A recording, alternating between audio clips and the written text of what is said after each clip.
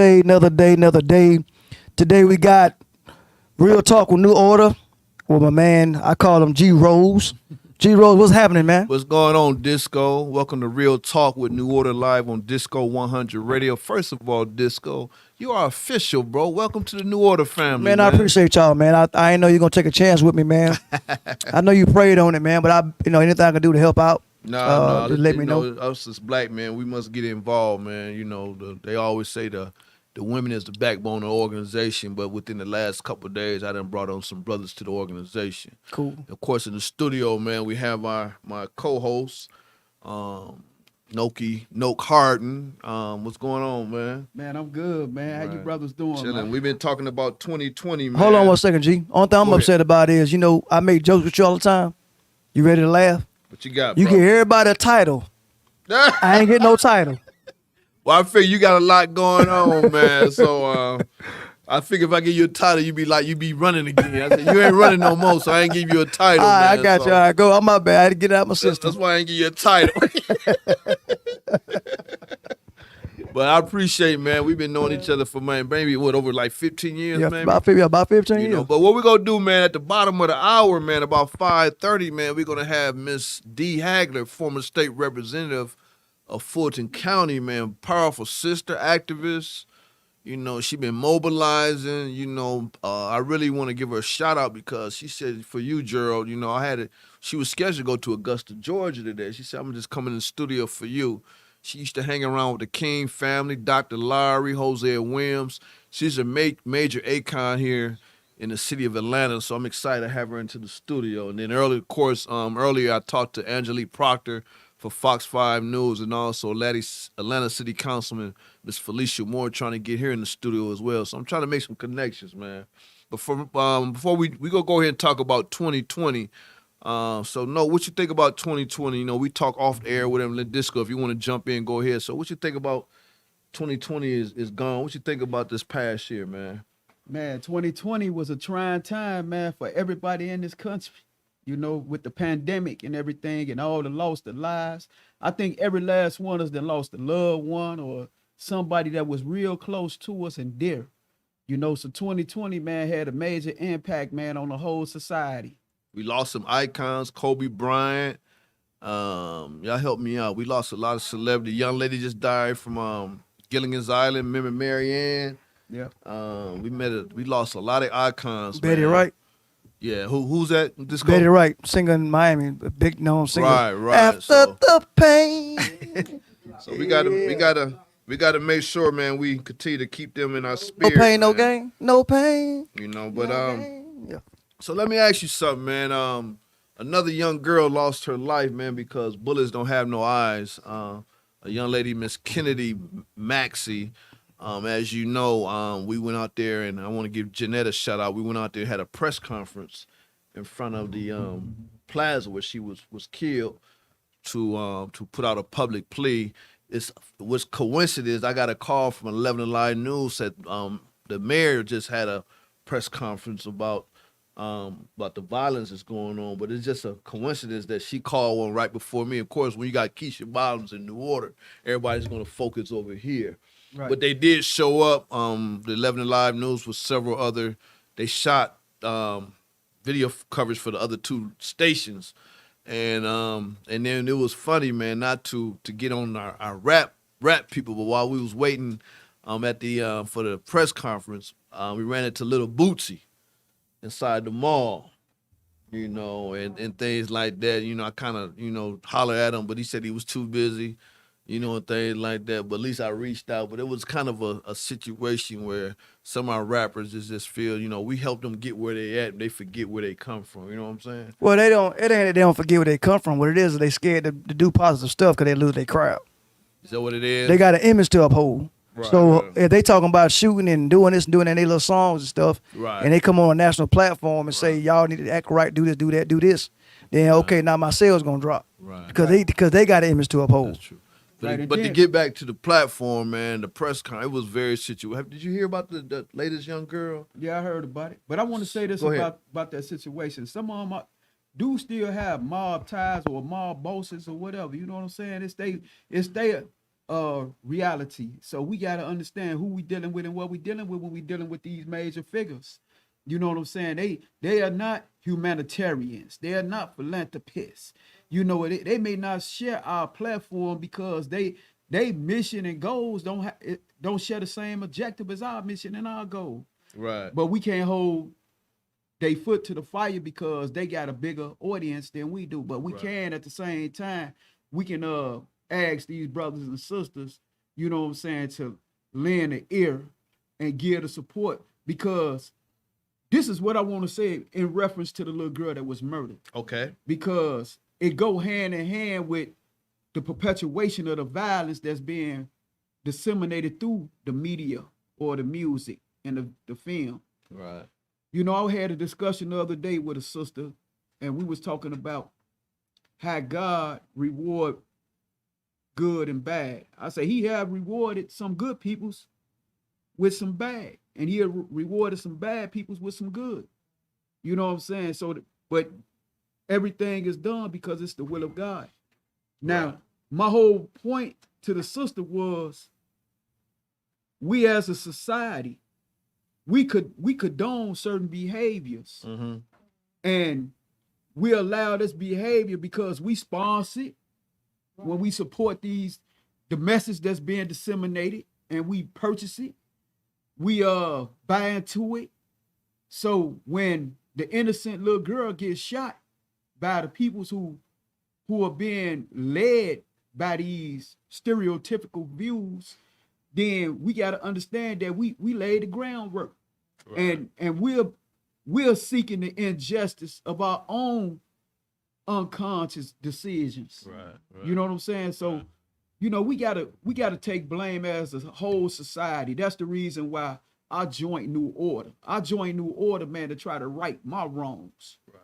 You know. Well, I appreciate all the hard work that you're doing, not just you, but everybody in the organization. Not I, but we. I mean, it's just a blessing that this is all volunteer. But we do take donations now. But I can say the people that we have, man, there's never no excuse. Once a project go out or agenda goes out, you know, there's never. It's just a wonderful thing. But New Order ain't always been like that. You know, you go through your ups and downs, man. And I just kind of think back how God really is elevating this organization. You know, because we all had the same vision. You know, one day we go get Red Fidel into the studio. You know, he's free on Saturday, so I want to give a shout out to Red Fidel, who runs our weekly live one-on-one with New Order every Tuesday night from 8 to 9. And also Knowledge in Town, man. Okay. I'm supposed to get with him a little bit later, man. He wants to sit down with me and do an end of the year one-on-one about the organization, you know, things like that. So it's all about networking, you know, all your resources that you have to work with, because we got to work together. You know what I'm saying? It's very important. Let me say this too, because I don't got it on my heart. One thing about our greatness may not be identified by society at large while we walk in the earth, you know, because they don't want to paid homage, or they may not want to get credit where credits is due. Right. But when we leave this world and people look at our history, our track record, and it'll speak for itself, and then, you know, somebody gonna be fascinated and say, wow, Gerald Rose was a great dude. Look what he did. Look at the accomplishments and the contribution that he did. He contributed to the society. You know, then you will get applause, or your roses, you know, what they call your flowers. Right. You know what I'm saying? And that's the sad reality of what's going on, what we call haters, or whatever you want to call these people's, man, that's walk this earth, but they have, you know, an agenda, and they push their agenda, and they push past the responsibility of really, you know, trying to right their wrong, such as myself. Right. Well, you know, everybody ain't gonna agree with what you're doing. Like my dad always tell me, if you're doing something, they talking about you. If you ain't doing it, they ain't got nothing to talk about. You know, things like. But as long as we stay focused and put the man above first, anything we do, we go keep elevating. Yeah. 2021 is a year for New Order. You know what I'm saying? So it's gonna take all of us to continue to stay positive, bring in good people, you know, and things like that, and just use our resources. Because when I first moved to Atlanta, I couldn't just pick up the phone and call Angelique Proctor, Fox 5 on her cell phone, or City Councilman Miss Felicia Moore, or Eric Jackson. And you have to work because these people could have the attitude, okay, who are you? You can't be wasting my time. And when Miss Hagler, which I know your first time meeting her, Yeah. she has a lot of pull in the city of Atlanta.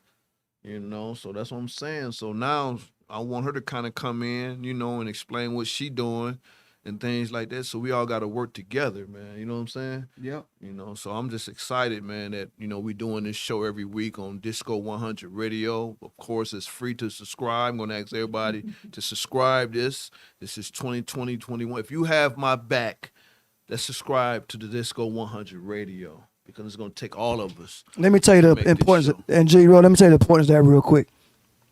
When they subscribe to the platform, Okay, the subscribe number benefits everybody who touches this room. that's right. Because what you do is you can take a new order name to a restaurant or company and say, look, can you be one of my sponsors? Mm-hmm. The first thing they say is, how many subscribers do you have?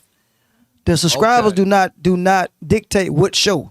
It's for Okay. everybody. They look at the numbers. That's it. So if you, no disrespect, if y'all bringing in 2, somebody bringing in 400, they don't know the difference. I got you. So if everybody collectively come together, you can use this to help your own platform, your own pockets. I got you. Well, that's what we're going to do. We're in partnership for life. You know, I say New Order for Life, Disco 100, New Order for Life. You know, so it's all about helping each other out. But again, let's go back to 2020, man. You see all of, you know, these black people was killed by the law enforcement. Of course, we still killing each other. How can we make a difference in 2021? That's my question.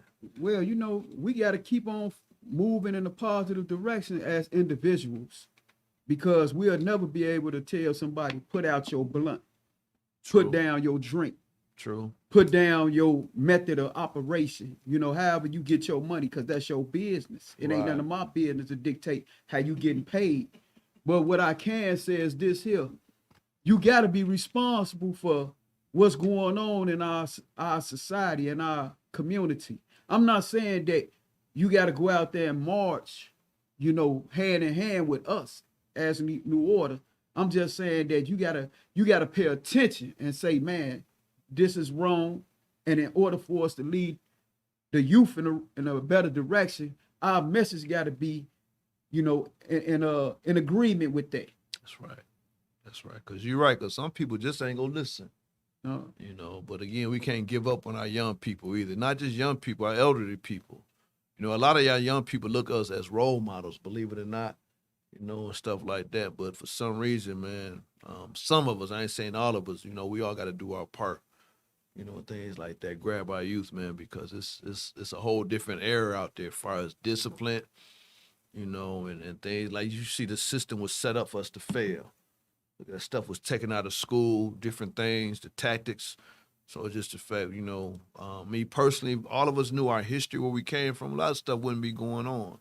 yeah. It's just me personally, you know. I know everybody thinks differently, but, you know, I sit down and watch the Eye on the Prize, different old stories and stuff, and focus on us. It really like, wow, we Yeah. went through this, and then we doing stuff like this to each other. It don't Man, make no when we- sense, man. When our ancestors first touched this soil, their life was attached to a price.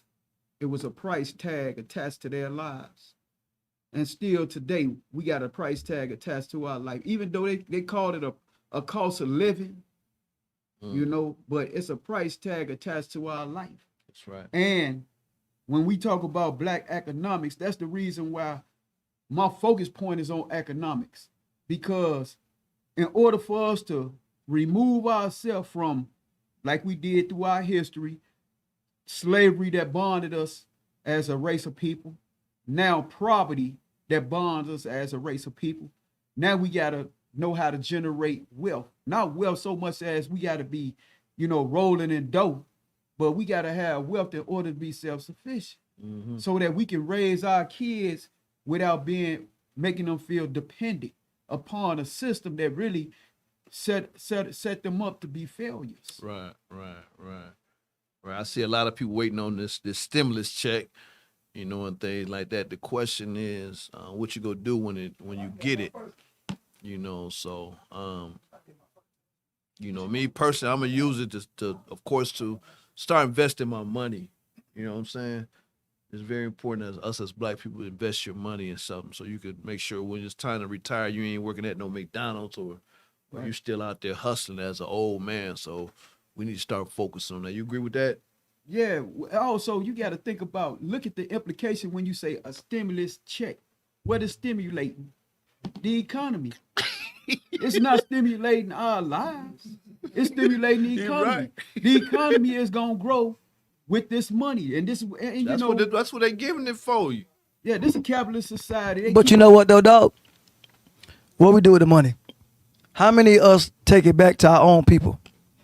Depend who you ask. Depend who it is. Okay. Cause I remember the last stimulus check we got went to Walmart. Every PlayStation 3 was sold out. I know that ain't no priority at that time. If you get what I'm saying. Yeah, that's what I'm saying.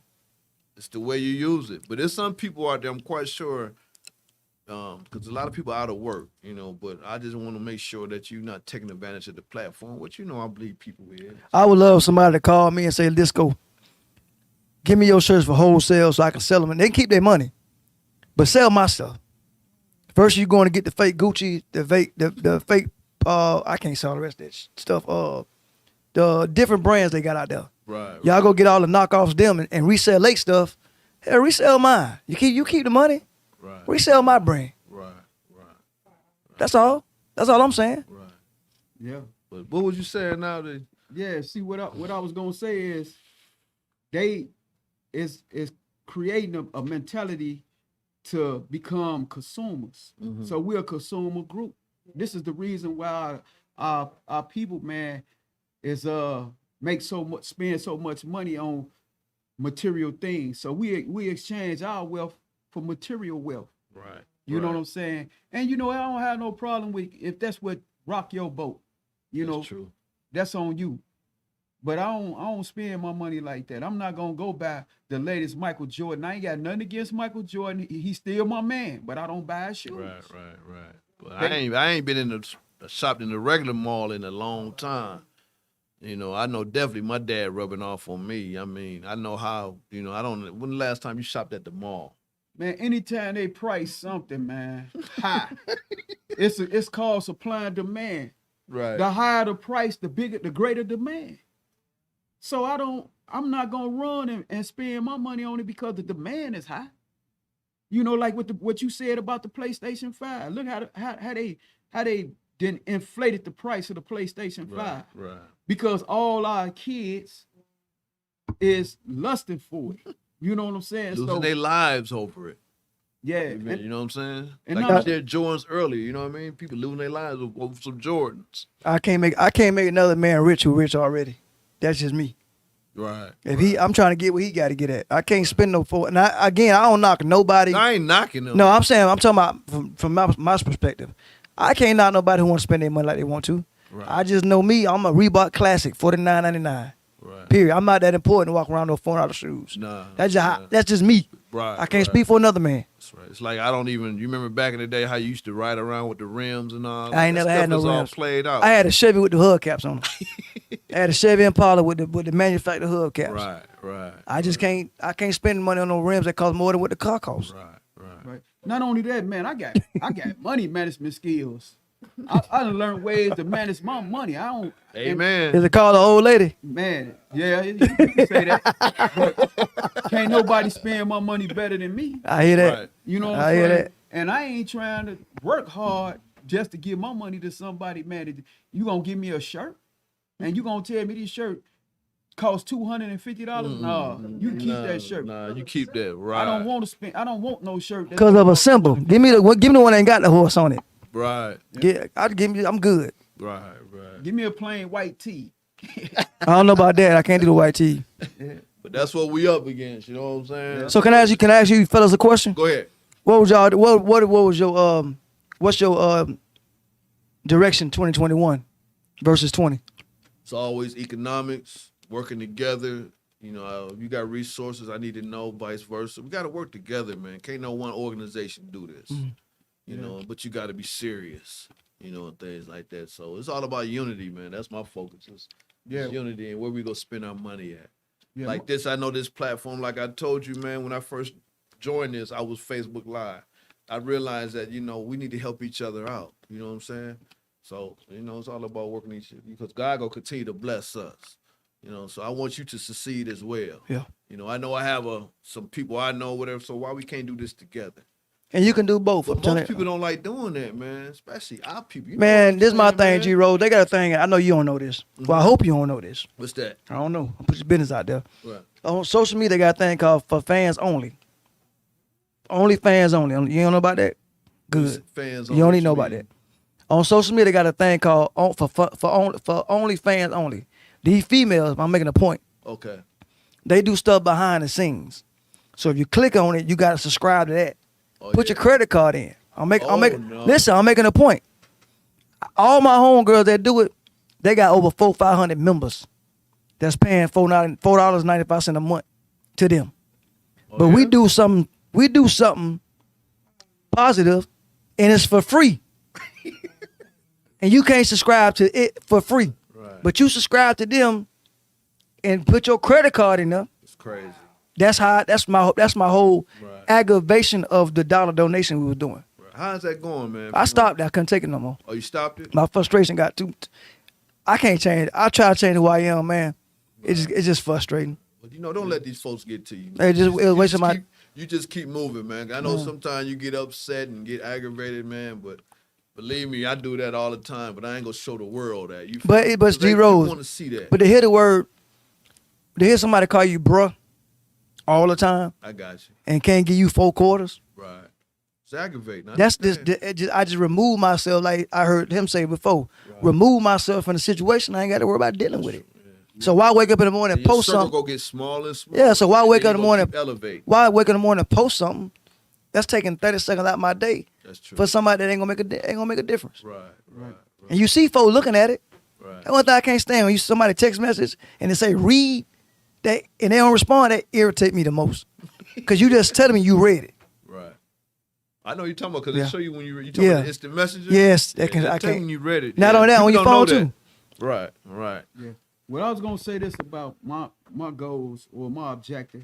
Mine's gonna be the same. I'm gonna spearhead it the same way because I don't create a different outlook every year.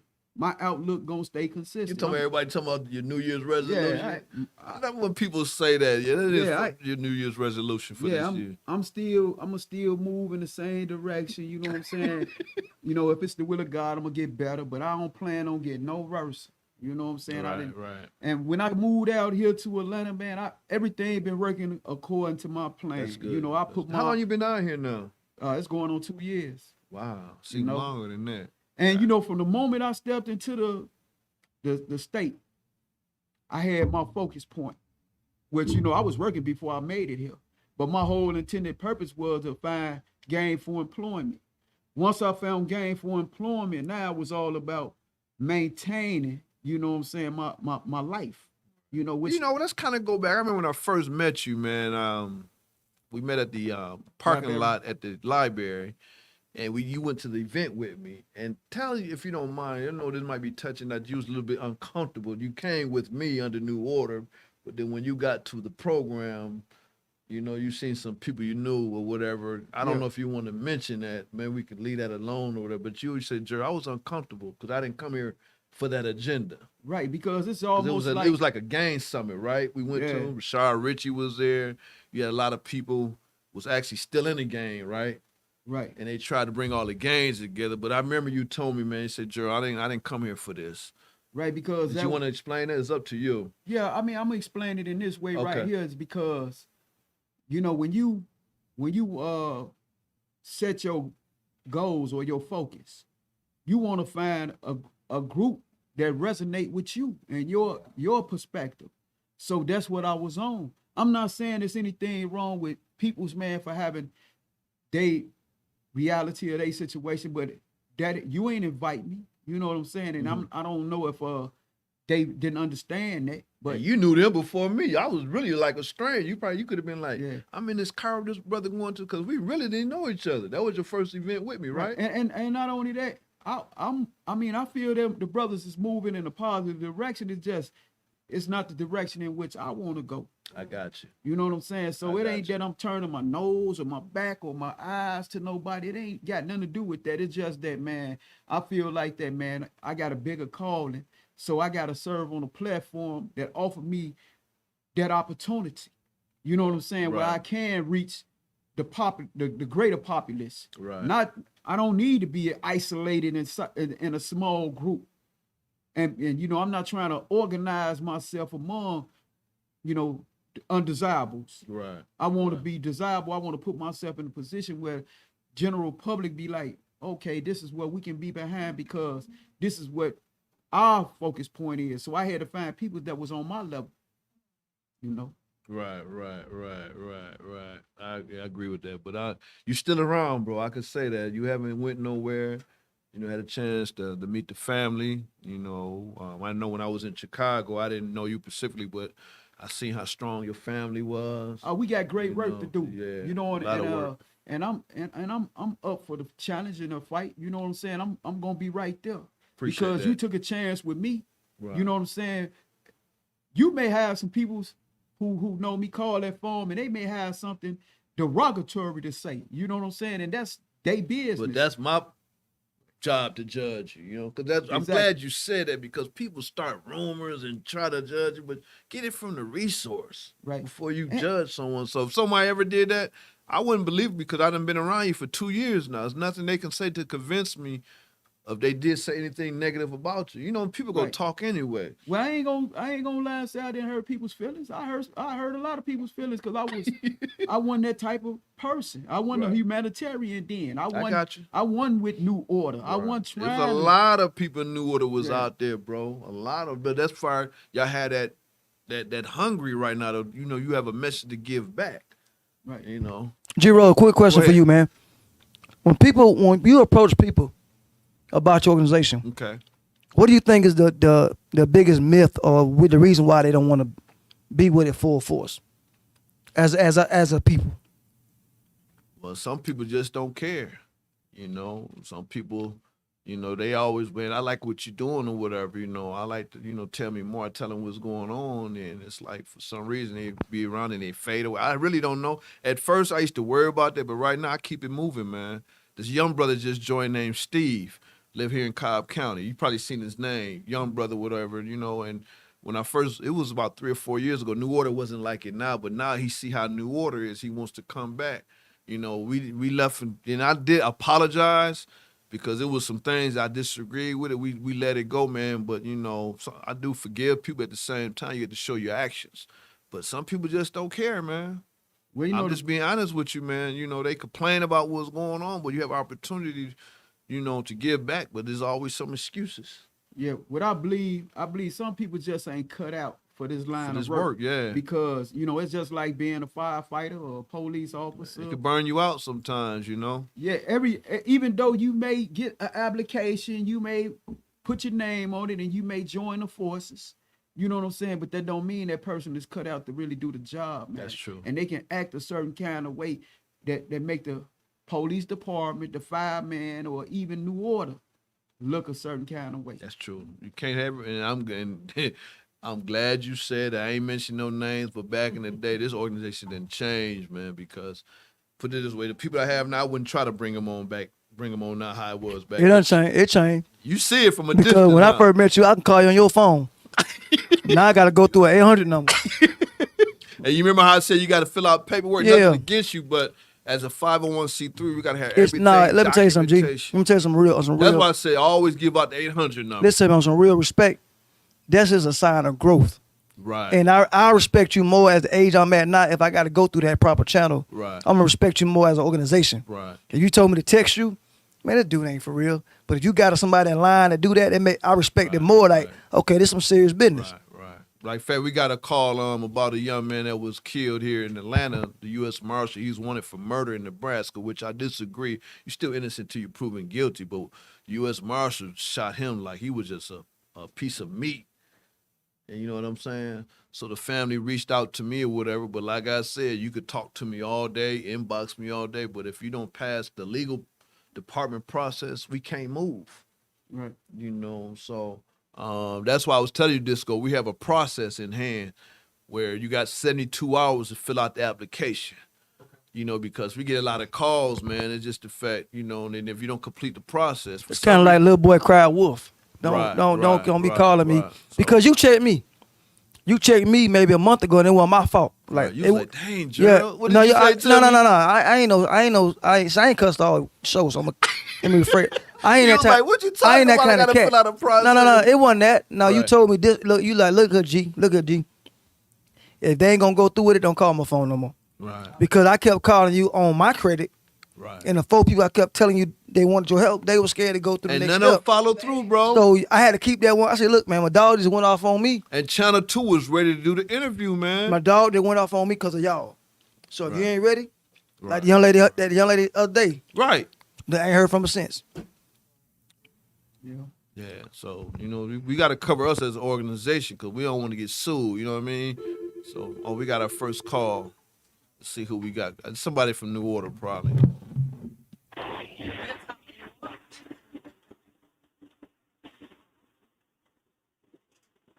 Can we help you? They ain't hear you.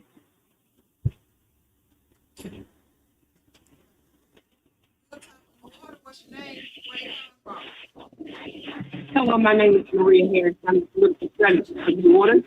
What's going on, Maria? Are you driving, Maria? You got a lot of static in the background. Okay, I'll try to call back in a few seconds. No, you good right now. Go ahead with your comment. What you got for us? Drop the call. Okay, that was Maria. Yeah, that was our political strategist calling in Maria. So what were we saying? Yeah, we were just talking about how you gotta vet. You gotta people. have rules and regulations. Yeah, man. people's gotta be vetted, man. Right. And it ain't so much that, you know, we gotta be, you know, suspicious. Mm-hmm.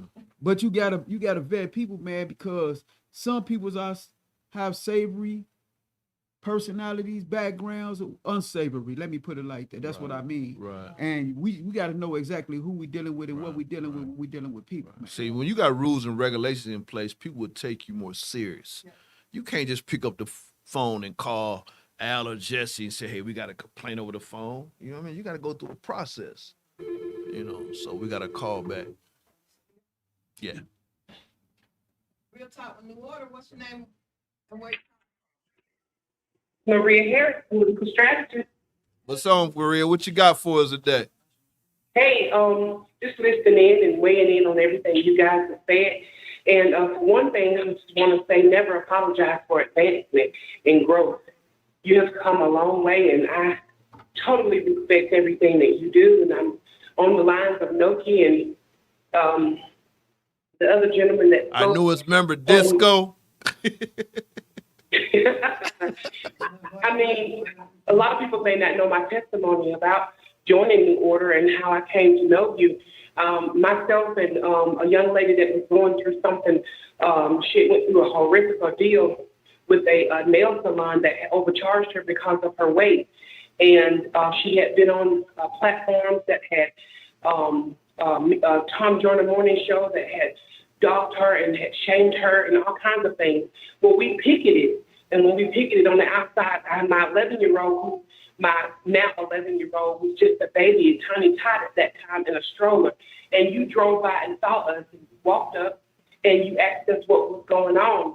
And your discernment quickly picked up that it was a racial issue, in which it was. At that point, my friend didn't see it that way, but it ended up being exactly what you said. And I am really enthralled and just overjoyed the fact that you saw what you saw in me as put me in position. But you have that discernment. You have stood on the front lines, and I was listening to you and Miss Fields, and when you guys were setting up for the young lady, for the little girl that just got killed, and you was saying that her family was like, where are the people, where are the activists? And you just walked out, you and her just walked out and said, hey, if you calling on us, then we're here. Right. So you are that kind of person, and I thank God that he put me in position to be with you and to stand behind you and to stand up with you in everything that you're doing, and I just want to applaud that. Well, you really doing a good job as well, Maria. We're recognizing that the board of directors recognizing your talent. Leonard Jones, the spokesperson, did put your video. So he said keep making them videos. So your video's going on the New Order website. So I really appreciate that. Every time you're in town, you come into the studio. I do want to give my condolences to your family. I know you've been losing a lot of people as far as the coronavirus. So, because you said you would have been here today as well. So we keep praying or whatever, and things like that. So, every time you're in town, you're welcome to come into the studio and sit in one of these seats with us. Absolutely. Thank you, guys. Okay, no problem. Okay, you welcome. And hello. Yeah, I just want to. That's the mentality of the whole organization, and things like that. Yeah. So, our guest is coming in. She's Miss D. Hagler. I'm glad that you are here to witness this powerful, strong Black woman doing a lot of things across this country, and things like that. So she, her and John Lewis was real cool. Matter of fact, her and John Lewis had a Facebook, has her profile picture or whatever. So I kind of networked. But when I first got down, everybody was like, "Who are you?" She invited us. Matter of fact, she could explain that she got us into the Black Caucus, had a breakfast or whatever, me, Leonard, and all that. So she know what we're doing. You know what I'm saying? So it's from hard work, man. Because many doors was closed when I got down here. Coming from a small town, Toledo, it's amazing how far I done came in this city. This is a big city because everybody's doing the same thing. We just all need to work together. That's why I'm calling all these people. Because you never know, you might get to a situation. Like, remember the Rockdale County chairman was on the call or whatever. Hey, I'll pick up the phone and say, hey, I know your boss, man. Because it ain't what you know, it's who you know these days. You know what I'm saying? Right. Yeah, networking, man, is Got to network. Networking is vital. That's the only reason. I mean, that's the only way. I ain't going to say reason, but that's the only way we can accomplish our mission and our goal. Because we got to have, our strength is in numbers. And we ain't going to be able to change the situation with just a handful of us. That's right. We got to have a way army. We got to have a way to reach unfiltered peoples who ain't heard the message. Mm-hmm. And a lot of times it may start in our home. That's right. I really applaud, and things like that, especially the ones that's working behind the scenes that you never know who it is really what's making it happen. I'm really only the face, but the ones that's really making it happen, it's the one behind the scenes. What's going on, Queen? I guess just a ride or whatever, and we're gonna let her get settled. We're gonna go ahead and introduce Miss Hagler, the former state representative. She's gonna explain the district that she's in. She's an activist, been around, hung out with John Lewis, the King family, C.T. Vivian. I could go on and on and on. So at this time, make sure that your mic is on. Just bring it in right quick. Yeah, there you go. All right, before I introduce you, Ms. Hagler, I know we've been knowing each other for a while. To my left, this is my co-host. He's my national economic advisor. We talk about economics in the organization, about supporting our own. And then we have Ms. Jeanette Fields, who's executive secretary, but works in the legal department. So, Ms. Hagler, what you want me to call you? Community activist, former state representative. I've been knowing you for a while. I remember when I first moved down here. I'm all scared in this big city, but it was a privilege. We was on conference calls several times. You invited us to several Black Caucus meetings here in Atlanta. Down at the Capitol and stuff like that. So go ahead and introduce to the listeners or whatever, and who's D. Hagler. I'm sorry. You're fine. Okay. So thank you, Gerald, for allowing me to come, and it's nice to meet both of you all. I am D. Dawkins Hagler. I would like to say that I'm a social activist, a political strategist and operative. I'm always working on something, trying to make things better for not only us, but the generations that follow us. And so my goal is to always speak truth to power, and sometimes it gets me in trouble, but that's okay, because John Lewis says good trouble. Right. So that's who I am. Right. Kind of explain, used to be the state district 43, as you can see your thing. No. Okay, I'm sorry. I pulled that off here. That's okay. That's one of them. Okay. That was. You can kind of clear it up then. I'm sorry. Okay, that's fine. So Okay. when I first started, I was state rep for district 93. Then it changed to district 91 because we had redistricting, and then I left my seat and I ran for the Senate seat. Did not win that seat, ran for Secretary of State, but that's the story all in itself about City District 43. Okay. Because that was some of the beginning of a lot of the voter suppression things that you are seeing now, things that was happening in the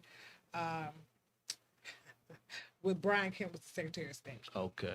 I seen you several times. You was rallying. I think was it just women only at the state capitol? I want to make sure I'm saying No, this. no. Clear Which that up. time? I know, because you always down there having stuff, but I know I was Lately? always seeing you lately. You was at the Capitol having events. Well, it and was stuff. about the mask lately when he was trying to, the governor was trying to sue Keisha Lance Bottoms and the rest of the city council. That's when Hank Stewart was down there That's with when Hank you. Stewart and some Okay. others were with me. Kevin Miles was with me. Okay. We had James Jones was with me. Right. And a lot of people came, and it wasn't so much the ordinance that was bothering us. It was the fact that he was trying to sue the assistant. He didn't sue remember anybody that. else across the state, remember any that. other group. So that's why we were down there in large numbers. Mm-hmm. But I'm always protesting. Right now, I'm very upset about them trying to invalidate the election before the election. And so if you notice, even today, 12 senators, U.S. senators, and 100 Congress people are talking about overthrowing the election, not Right, on certifying January it. 6th or something? Yeah, you kind of explain that. I was hearing that. Because this is always Ted Cruz, all of them It's always involved in some that. foolishness involved with them. But let me preface this by Okay, go saying, ahead. even though I am a Democrat, let's be very clear, no party has done totally well by Black people. However, the Democratic Party is doing a little bit better job on certain issues. A little bit better, huh? Okay. On certain issues. And so, because at least they care about the whole person. You can look at the Republican Party and just look at the makeup. When you look at the state of Georgia alone, every constitutional officer we have is a white male in Georgia. They don't even have a white woman. So that tells you how they feel about race and gender. So and all of them are from well-to-do backgrounds. So that tells you they don't care about race, class, or gender. Okay. That speaks to who they are. Right. The Democratic Party will at least try to fight for issues as it relates to civil rights if you put the pressure up under them. You got to keep the pressure on, and there are a lot of things the Democratic Party will do that the Republican Party will not do. Now, in regards to this, what they're trying to do. So there is some clauses in the United States Constitution whereas if they do not certify the election, even though this has not been practiced before, in theory this could work. It would go back to if the Congress does not certify, then it would go back to each individual state legislature, and then each legislature would then vote and decide who they would cast to be the president. The problem with that is most states have Republican legislatures, so that means that technically, because we've never seen this happen in real life, technically the Republicans could go in state by state and vote by the legislature and overturn the election by duly registered voters. So that really could happen? It could, but it should not. It would not in real sense. But we've seen some crazy stuff since this man's been president, so I can't ever say what really will not happen, but the likelihood is very unlikely. I'm not sure why they're doing this. I think Trump is trying to set himself up for the next election. I think he's trying to make sure he has his base in place and he's want to, wreak havoc on his way out the door.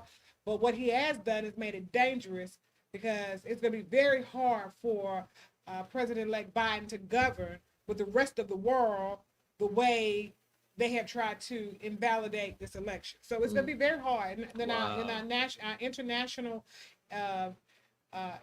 friends and enemies are now going to think the United States is weak or could be infiltrated, or they can catch us now that we're not together. So Trump has really done us a disservice in the United States of America.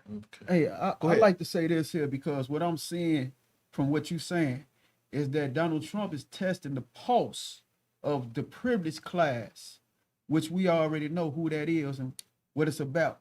So, I mean, I wouldn't be surprised if they try that tactic.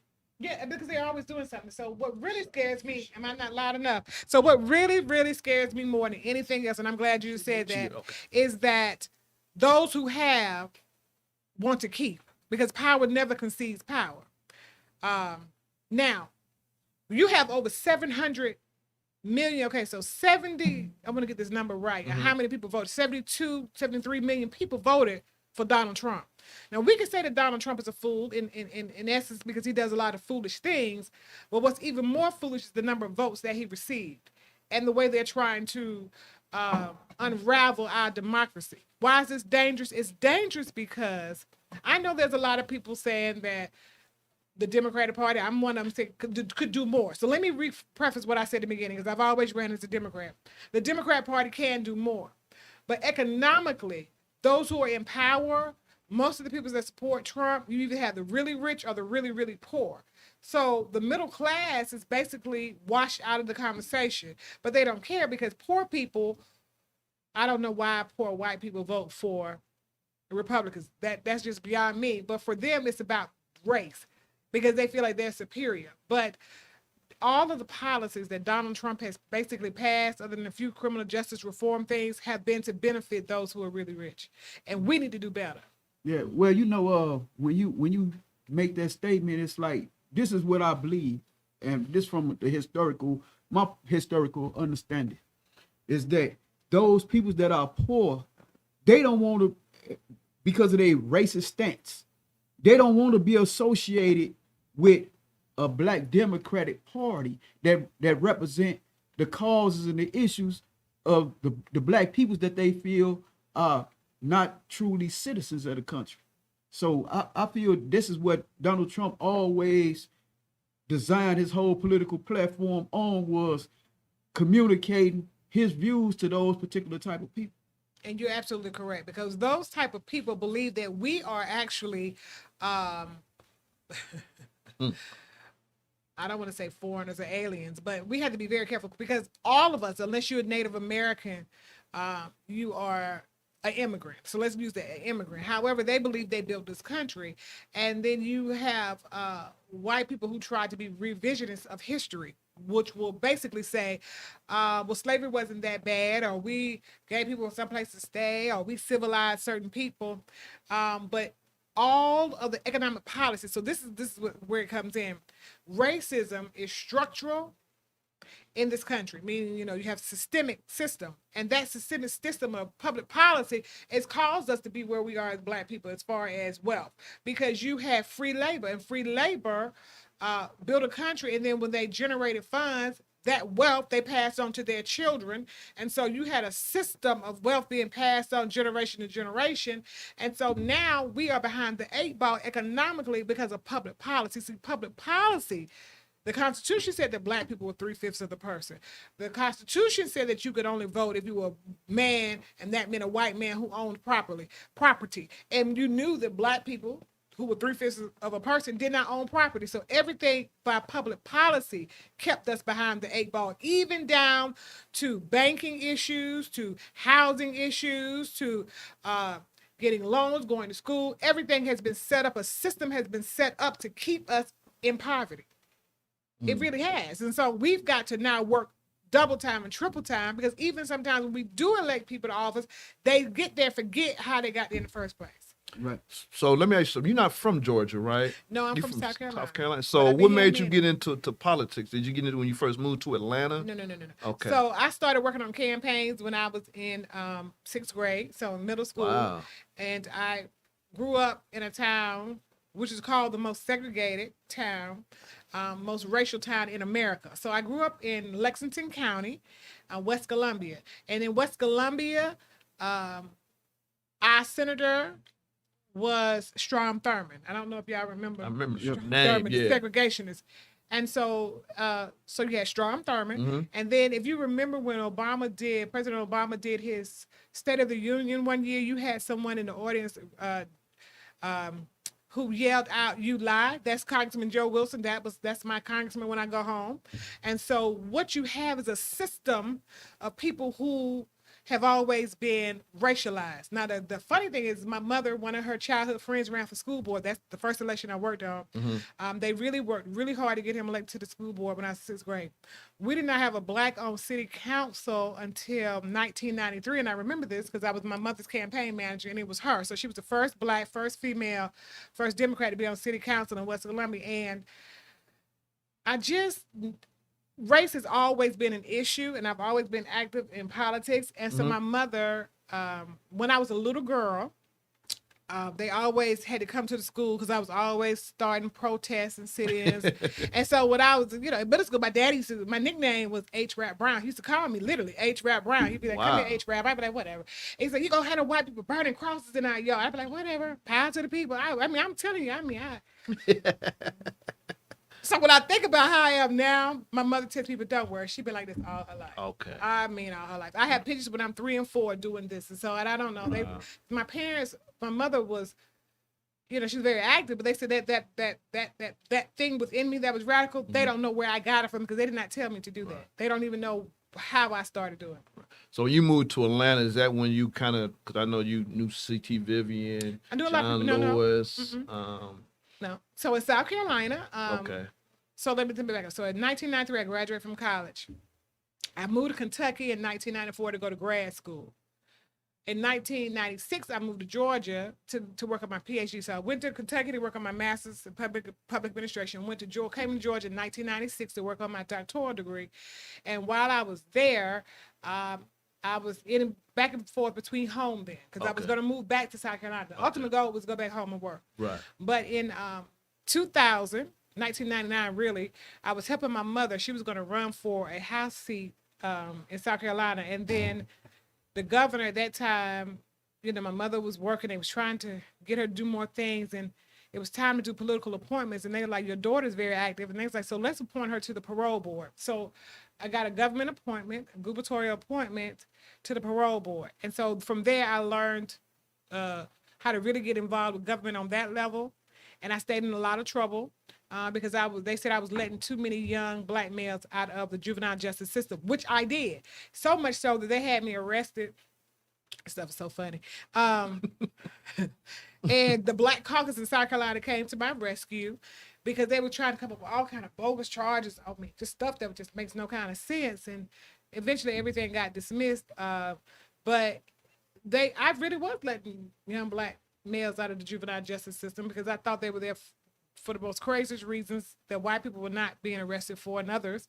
And then at that time, I started working on some other presidential campaigns in between Georgia and South Carolina. And then finally, how I met all of the civil rights leaders. Right. So yes. So what year? The year that John Kerry ran for president. So in 1990, 2003, it was because I was leaving the parole board. I just left the parole board. I was working out of D.C. then. Okay. Even though I was in Georgia, going to school, teaching, preaching. I was pastoring, but I was working out of D.C. So I worked for this organization that kind of does what Stacey Abrams does now. So what she's doing now, I was doing back in the early 2003s, 4s, 5. And I gave money to every national organization, not just Georgia, but every black organization. They gave me a pocket of money, and that's where they messed up. They gave me millions and millions of dollars. And so I gave Joseph Lowry money. I gave, which is now Black Civic Participation, the Urban League, NAACP, Rainbow Push. Every black organization got money from my organization, which was called America's Families United. And then I made sure that in Georgia, every black group had money. That's the Helen Butlers, the Felicia Davis, anybody who needed to do some money. Latasha Brown then was working for Black Civic Participation. I remember, she's doing Black a lot. Voters Matter. So it all started. Janice Mathis makes me laugh to this day. She's like, you're doing now, you did then what people are doing now and just not starting to recognize. She's not in Georgia now. Where's she she's at? at D.C. now. She's the executive director of the National Council of Negro Women. But she's like, you came and you gave us money and you kept your word and you were young. You were in your, when I first came, I was in my late 20s when I first started meeting. Let me back up. So I did meet them a little bit early on because I was at political science department in Clark, Atlanta, doing some other work, activism. And then when I got the opportunity to get a lot of money working in and out of D.C., I did not forget that black people needed this money to do this work. Because I saw then the trajectory that Georgia was getting ready to change Republican, and that we need to try to stop it. Because we had already on the way, we had lost the governorship, and I was like, oh Lord, let's see if we can stop the bleed. But we weren't able to stop the bleed because I kind of left that organization shortly there, about a year or two later. And when I stopped, they stopped giving money to the South.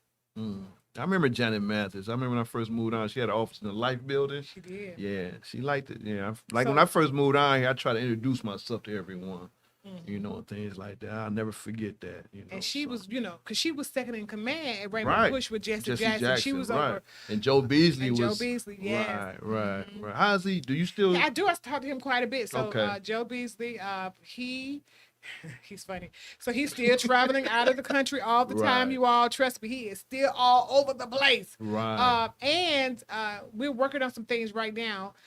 We're trying to get African countries to put people out, certain businesses out of their country if they don't invest in Africa. So many of the big gas companies, oil and gas companies, they'll come into Africa, they'll use up the resources, get the oil, and then they don't want to invest in the people the way they should invest in the people. So we're saying that what we have to do, kind of like what happened with apartheid in South Africa, what we need to do here is start a campaign where we stop buying gas, or only buy at certain times, or start getting out, or make them give us a certain percentage of licensing for gas stations here and there. And what happened was COVID came, because we were going to actually try to start launching this around May, and then COVID came in March. And so we put it on the back burner. But yes, I still do work with. You had a speaking Joe engagement Beasley. earlier today, right? That was yesterday. Yesterday, It was okay. yesterday, but so my life is like spinning because I'm working on all the campaigns at the same time through another organization. I work with a group called Ground Game Innovation, and then we do work with Black Pack and Every Vote Counts. And so I've been working since September. I was in retirement, and they brought me out of retirement just so that we could help pull Georgia together for the November election, and now for this January 5th election. So what you think as far as what's his name? Osgood? Ossoff or Warnock? Warnock. What you think their chances? Okay, I'm an optimist, and I believe we can do it. Because we've had 100,000 people vote who did not vote in November. So, and I believe that's our base, because most of the numbers show now that the people who've gone out to vote in early voting are Democrats, or would be leaning Democrats. It may be their first time voting or second time voting. My concern is Republicans don't usually typically come out to election day. So we don't know what they'll do, because even this last election, most of Trump's votes and Purdue votes, all of them came on election day. Okay. So maybe we can, have them so disgusted with each other that they get mad and just won't come out to the polls and vote on Tuesday. Right. And then we'll win. And that would be something. Wouldn't that be something that this year that the pastor of John Lewis and a mentee of John Lewis, John Ossoff, both of those two different men, won and went to United States Senate. That bill would be deep. Yeah. That'd be Yeah. deep. But what I don't want y'all to forget is the election for Public Service Commissioner with Daniel Blackman. I know him. This is what we He got to still keep live our out eyes in on. Forsyth County, right? Yes, because that regulates our utilities, and that's money young in and of brother, too. itself. He is. He's Yeah. actually Yeah. about. Yeah, He's young what enough. now? About to say he is about our. He's actually about our age though. He just looks a little bit younger, but I'm not gonna I do remember Daniel meeting like him when I that. first got down here. But that's too, what we boy. need. Black people don't even know what a public service commissioner is, and that's because typically we don't talk about public service commission. We only typically talk about governor. I'm gonna tell you right now, and Secretary of State. So the Public Service Commission is responsible for regulated industries in the state of Georgia, meaning oil, gas. Like say for instance, when they were doing Plant Vogel, and they wanted that money for to do what is Plant Vogel? That is nuclear. That's kind of like nuclear a little bit. I'm like one of the few legislators that never went That's to something visit new to me too as well. Plant Disco. Vogel, and I never went to visit Plant Vogel because I don't play. And they say it's safe to a certain degree, but I just don't play around with nuclear stuff too much. I just don't have a desire to do that. Right. But when you look at all of the gas and oil companies and anything like that in the state of Georgia, but all of them are regulated by the Public Service Commission. Have you ever met my dad before? I don't Who's know if your you- dad? Reverend Floyd Rose. I know Joseph Lowry went to Valdosta, Georgia, and Cynthia McKinney went down there to meet my dad. Well, I didn't know if you had known him or not, but he a lot of people knew him, but I didn't know if you had met him personally. I might You should have. come to the People's Agenda meeting Okay, sometime then I with probably Helen have met you. Butler. Then I probably have met you. Yeah, it was during the it was a situation. Kendra Johnson. He didn't come for that, but it was something happened back when Joseph. Remember the Quentin 10? Quitman 10. Quitman Then I 10. probably He would know your led father. that, and he came here to introduce that case to. I think that's probably how I Joseph know your Lowry, yeah. father. Quitman. So we going back a little bit. 10, because that would have been 2011. It might have been, yeah. It might have been. I know when it was because we were doing some work. I did a lot of work around Quitman, and so Yeah. that's probably where I would know your father Probably from. so. Yeah, yeah. I got a good memory. As a matter of fact, I have teams now. One of my area directors that's under me working now is Nancy Denner, who is the mayor of Quitman, who was one of the people who was arrested. So half of that team is working for Kind me. of explain if you don't mind. Oh, sure. That was very I'm talking interesting. about all kinds of stuff today. Okay. Okay. That was amazing, man. So Quitman 10. So in the city of Quitman, what we had was people who were registering people to vote. First of all, what they were doing was registering people to vote. Then they had absentee ballots. And this is before this whole absentee ballot movement got as popular as it is today. And they were basically helping people do their absentee ballots. And what happened was some of the black people won seats on the school board. And Nancy was one of them. And so what happened was because they were able to overturn so many seats on the school board, the white people said that it was voter fraud. Kind of like what Trump is doing now. That was a litmus test. And Brian Kemp was the Secretary of State, and he went along with the voter fraud charges. And then they were charged with a crime and arrested. Criminal this charge. was criminal charges. And it took years for this to be adjudicated, for them to finally be acquitted of all charges. But I'm talking about years and numerous people. So it started with 10 people, and then it turned into 2 more. So it was ended up being 12 people that were charged behind registering black people to vote and then getting their absentee ballots. So y'all, this is serious. I mean, so they said Quitman 10 people was charged, so now it's called right? Quitman 10 plus 2. It used to be called Quitman 10, but now it's called Quitman 10 plus 2 over the years. And so we had, so really when it first happened, at that time was a man named Senator Robert Brown, who was he was the Senate Minority Leader here in Georgia. The case was brought to him, the situation in Joseph Lowry. At that time, Senator Brown asked Tyrone Brooks if he would take it on. I was going to ask you about him. How's he doing? He's doing well. He's doing well. I'm going to tell you about some stuff he's doing. So he was, he took it on, and so did, at that time, Senator Emmanuel Jones was the chair of the Black Caucus, and Representative Sandra Scott and myself helped Representative Tyrone Brooks with that. And then even by the time I became the chair of the Black Caucus, the Quitman case was still going on. So a couple of years ago, Nancy ran for mayor of Quitman, and now she's the mayor of Quitman. Okay. Nancy did Dr. Nancy Denner. But I'm telling y'all, it was some crazy I remember that stuff going on with that Quitman case. Right. And this goes to show you the length of which they will go to stop us from voting. Right. Well, yeah, I remember meeting Tyrone Brooks when I first moved out. So Tyrone Brooks, as you know, he was one of the longest serving people in the General Assembly, behind Representative Calvin Smyre and Senator. He's out of Columbus, Georgia, right? Columbus. I saw him. We were on a Zoom. I remember we went to remember Kenneth. What was the guy that got killed in Columbus? I know. Wait, let me see. Was it Kenneth Walker? 'Cause I remember Jesse came in town. It was. For it was a Walker. Yeah, that was back in Columbus, Georgia. We went down and had a march and rally, and he's still there. Calvin Smyre has been in the Georgia General Assembly at least 45 years. Wow. Literally, like I'm not exaggerating. Like you're right. He's been there literally, y'all, about 45 years. So anyway, so Senator David Lucas, who was in the House, but then he went over to the Senate after he served in the House like 39 years. So you've been in politics for a while. And then you had Tyrone Brooks. So Tyrone Brooks was more of the freedom fighter, civil rights activist.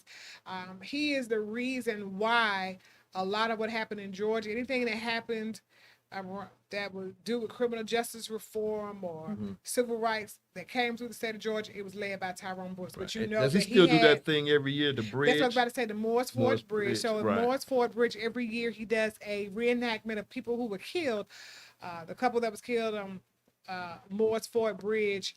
I don't even know how many years ago that was, but now they have a documentary that's being finished, and he's still having the reenactments. And you know, they went after Tyrone Brooks, and that's why he had to end up leaving the General Assembly. I remember that. Because when you start doing a lot of good, or people see the work that you're doing, we can't do what others do. we would get caught up on charges, and it just doesn't turn out well for us. But Right. he had to end up serving about a year in Yeah, I prison. remember that. Yeah, but you know, when I first moved here, I ran into Reverend Orange.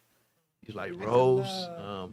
you out there in Cobb County, you gotta leave them white folks alone out there. They don't play. Even Reverend Larry used to tell me that. He said, you know, them white folks don't play in Cobb. So And just I remember Jose Williams telling me that too when I first met him. that, Let and that's Jose real. Williams. And I You really knew do. about Cobb, huh? I really do miss Reverend James Orange. And Right. this year with us losing Joseph Lowry. But what I was about to say is this year, Cobb County has elected the first my black God. DA. It has elected the first black Sheriff. sheriff. It has elected the first black chairman of the county commission. right. And so I'm like, yeah, I better get down out there in Cobb County. And there's still So, more white people in Cobb County. It is, but you know what?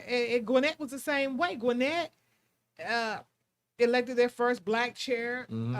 DA, Henry judges, County got Henry their first. County. Yeah. I mean, it's happening all It is. around the And the metropolitan black lady, area. the black woman in And, DeKalb County, you right? know, The sheriff? yes, because Melanie Maxine? Maddox, Yeah, because she yeah. followed who's the sheriff before her? Oh, never mind. I know. but I know you're no, talking I'm about. So anyway,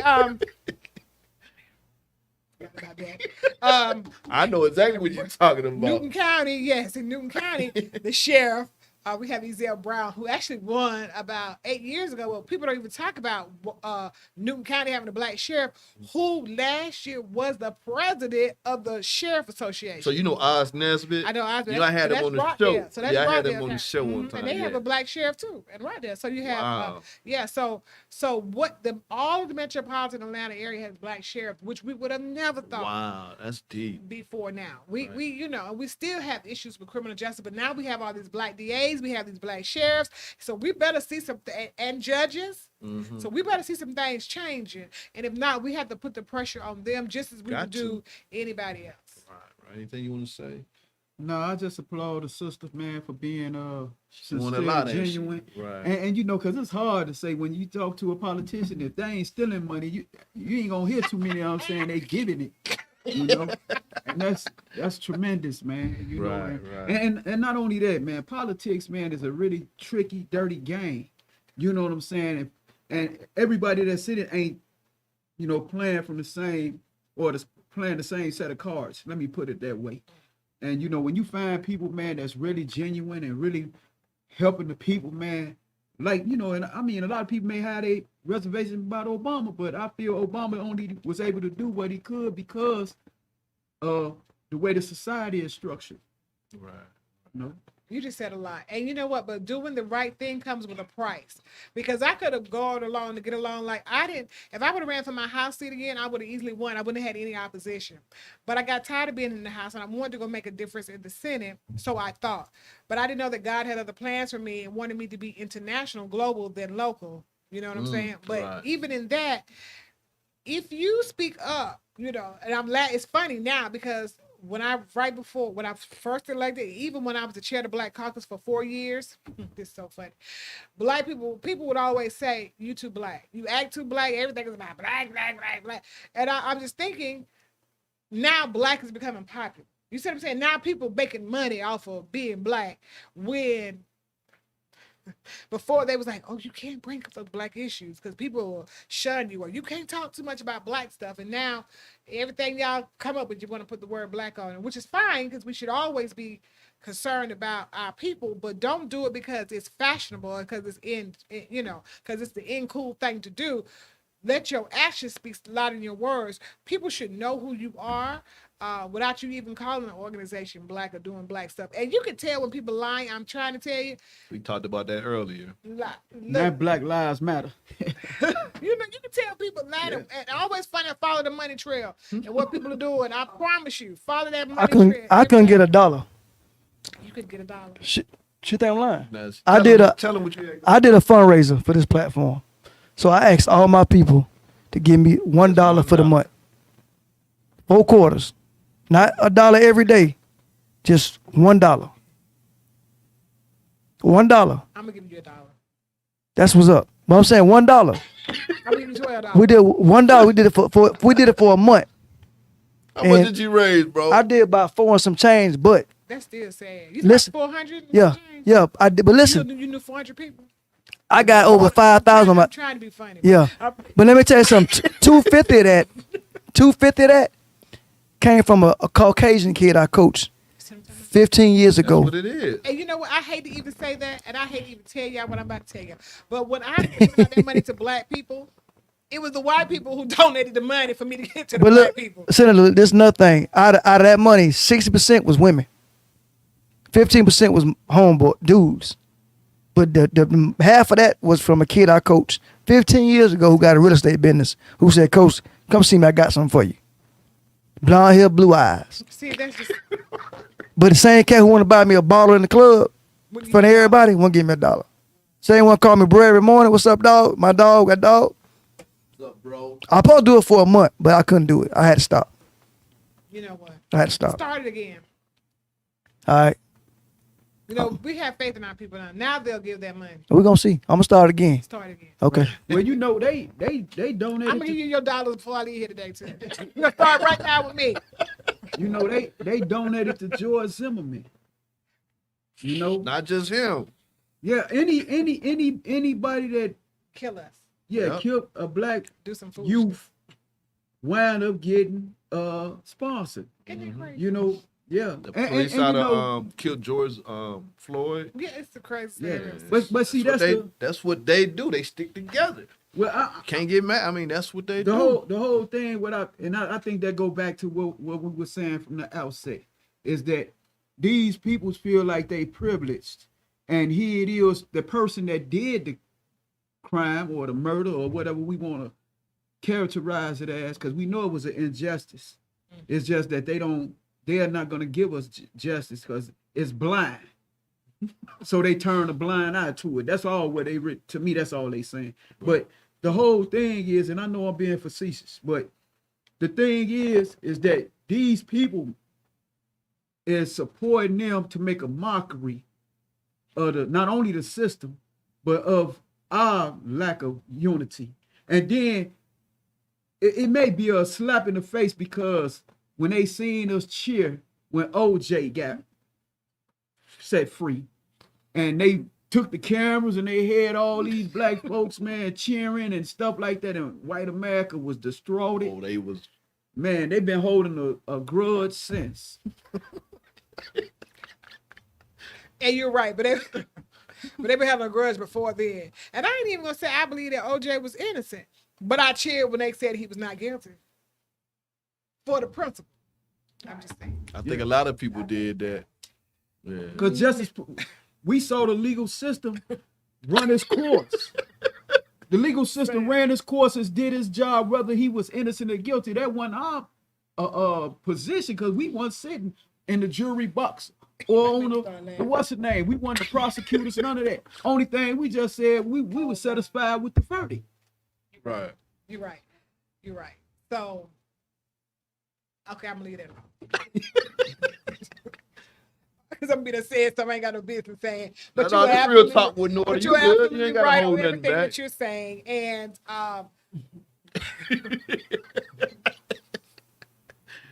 you just gotta watch. We gotta watch everybody at all times and in all places. But I'm just glad that John A. Cochran said, "If the glove don't fit, quit." And so that's been in my head forever and ever and a day. Right. But we better be careful who we marry. I don't know who did it, but that was. I think if he 'Cause- didn't do it, he knows who did it. I think his son did it because you got to think the way that man reacted when the police pulled up in their yard, his son, and who got the same blood type as him. I think somebody did it. Well, we know somebody did it But because she I'm glad gone. he got but they came back and got him though. They wasn't gonna stop until they came back and got him. But he kept doing it to himself. He felt like he was Hercules. He felt like I got over this. Let me go ahead and just. He got off the chain though. Right, but see, you know, He got- But remember the last time they got him on, he was going to get his own stuff. Yeah, but I know that They was part. mad about the previous. They didn't care about No, that was just a reason to mess That's with what him. it was. Yeah, that's all that He put was. himself in a situation. Yeah. That's what he did. He always When he kept got off of murder, he should just went and just chilled out. He was he was living around the corner from my in-laws in Miami, For real? cutting grass and everything down in Miami, across from McKinley High School. No lie, be out there cutting grass with shorts on, living life. Seriously, he wasn't sweating it. See? He wasn't nowhere hiding. He was like, "What's up, y'all? Y'all good? What's up, OJ?" See, You think Bill Cosby ever get out? let me just say this Uh-oh. about Bill Cosby. No more pudding. But he might be getting some. Yeah, pussy. pudding. But anyway, Bill Cosby. See, you have to be careful how you talk to black people Mm-hmm. and how you frame it, because you remember Bill Cosby was saying some crazy stuff about black people, and But then, he gave back a lot too, though, didn't he? he was talking reckless. I mean, yes, he was a philanthropist, but he was talking Especially crazy. about Mike Brown. He really. And you cannot talk crazy about black people then find yourself in the same predicament. I mean, because you're in jail now because you thought you were invincible. And if you all these people have something in common, true. Talking about education for black Because folks. Bill Cosby didn't get in trouble. He got in trouble for drugging Right, White people. woman. right. He was. He I'm got trying to reckless, say- man. I'm trying to just do my best. But this is like they came after him Say once he not said he wrong. wanted to buy NBC, though, right? Right. Trying not to say what I want to say, Right. but you We what you So so. what you you think? know, you Go know how ahead. you say stay out of the bushes. That's all I'm. You know when Right.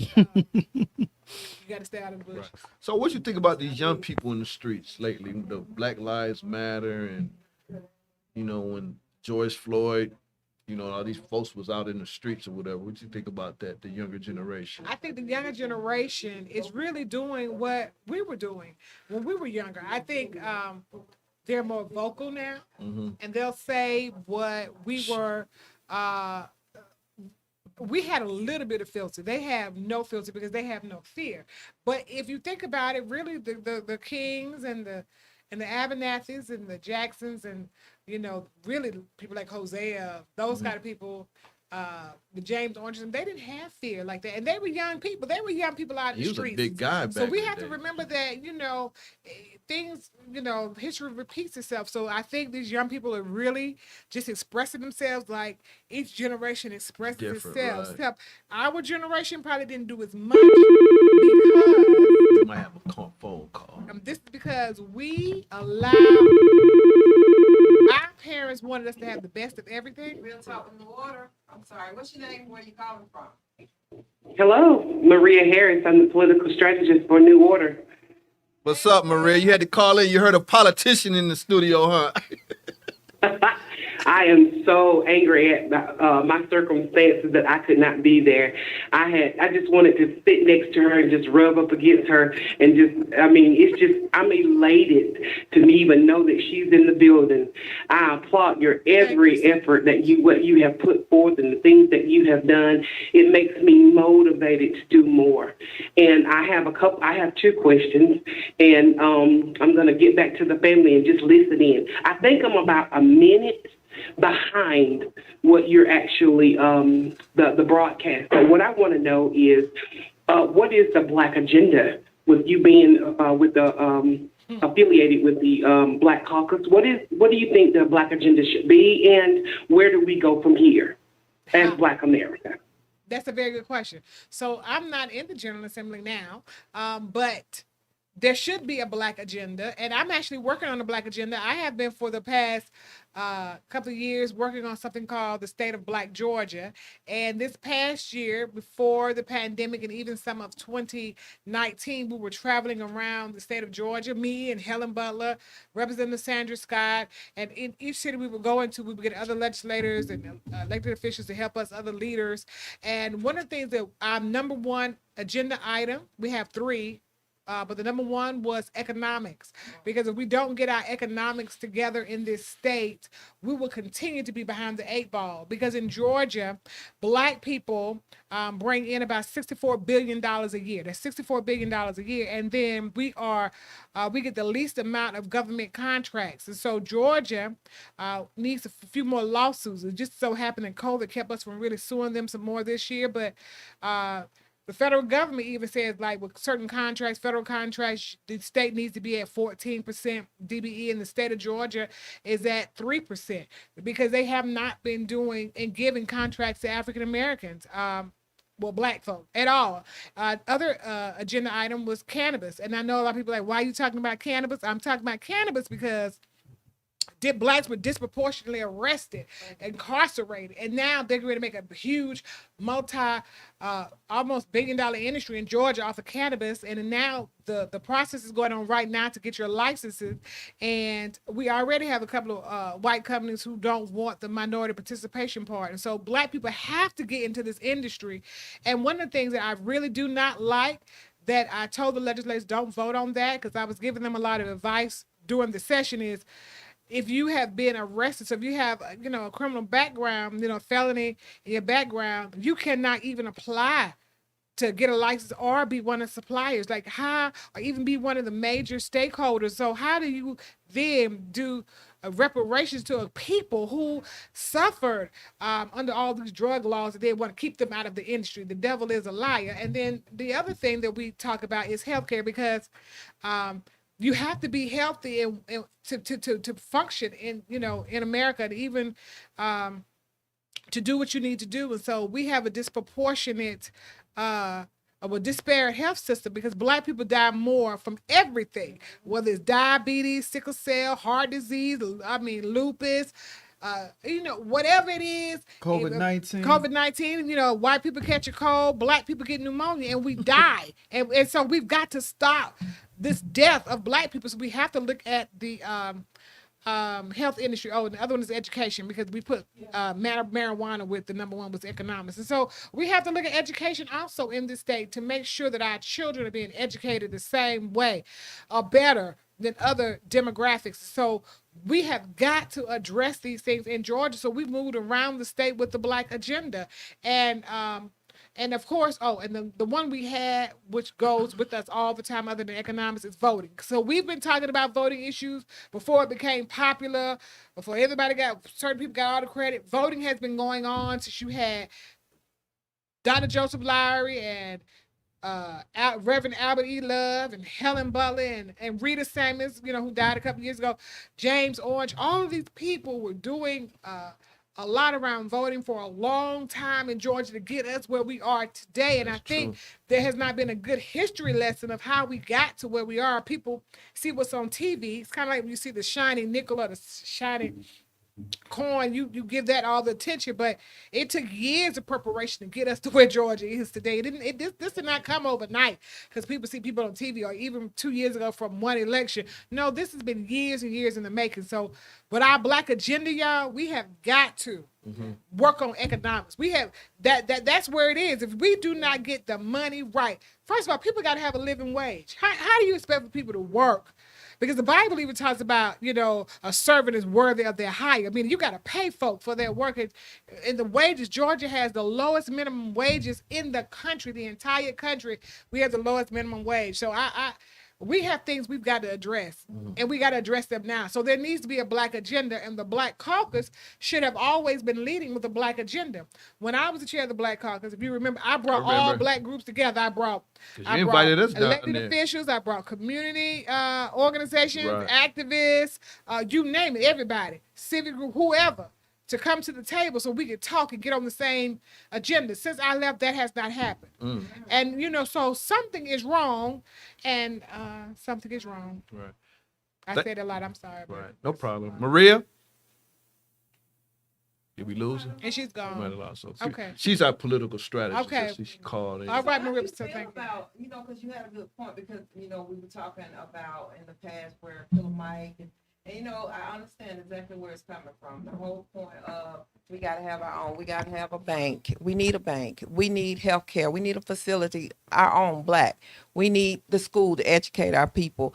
Those agendas in itself, all tied into one, do you think that'll at least get us to a platform where we can begin to have a balance? It should. And so, what's really sad to me is the same messages that Dr. King and even Malcolm X, minister, changed his name to Shalik Shabbat, whatever they would get. Thank you.